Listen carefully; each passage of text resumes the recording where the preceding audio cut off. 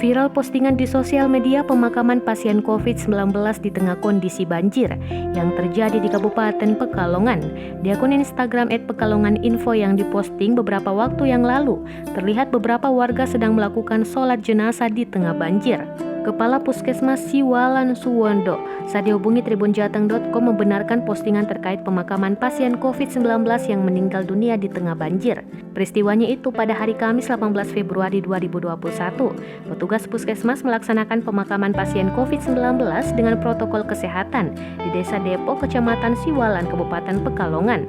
Pasien itu kiriman dari Rumah Sakit Umum Daerah Kraton, kata Suwondo, Jumat 19 Februari 2021. Pihaknya menceritakan pada saat pemakaman memang kondisinya banjir di wilayah tersebut.